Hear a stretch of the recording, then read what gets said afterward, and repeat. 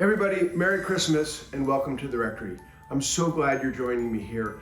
I love Christmas and I hope you love Christmas too. And I just want to show you the Christmas tree here in my household for just one moment. I grew up in a household where we got the Christmas tree on Christmas Eve, and it was super Charlie Brown Christmas, like a branch here and a branch there, and my father thought everything looked beautiful.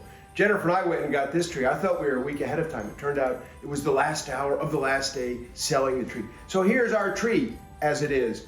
And in our household, I just want to point out the angel of glad tidings at the top.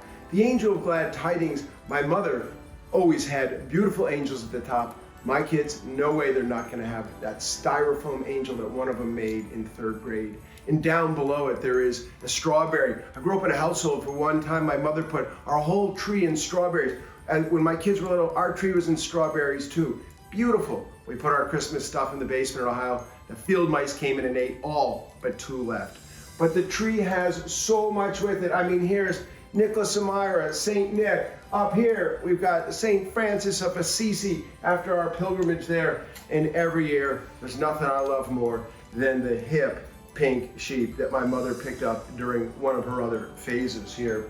The tree has all sorts of things. Phineas's 3rd grade picture when he was with Mrs. Tyke. I mean, we've got all the meaning of our life to some crazy way encased upon this tree. It's a tree of remembrance. But the greatest remembrance, of course, is so much in the creche sets. Now, this is just a smattering of Walsh creche sets. This was also from my mother. This is corn husks from Cooperstown, where she went to museum graduate school. That thing is 50 years old. Those are some seriously good corn husks. And there's that angel that I was talking about. This Olivia brought back from Ghana during her time when she was there. And here, of course, we've got the choir mouse from St. Mark's that Jennifer got several years ago. All of this is full of meaning. And one of the things I have also loved about Christmas is that every year I have loved listening to Queen Elizabeth II and her Christmas addresses.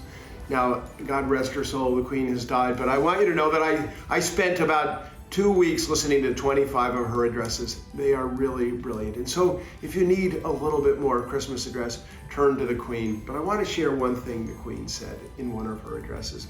She was talking about the perplexities of life. And she said there are many perplexities, but God sent us a person. How poignant is that? In the midst of this annual remembrance, all the stuff on the tree, all the creche sets, the hanging Gumby Santa, it is the remembrance that God sent us a person. And in Jesus, we have a companion in our lives, always. And because at the Holy Nativity, we celebrate both Jesus' birth and the Feast of the Incarnation, what we have is a companion on our way. So God bless you on this day. Remember that the manger is like a hearth that burns within. Perhaps you might spend a moment at the manger and let your heart be warmed. Take care, Merry Christmas, and God bless you.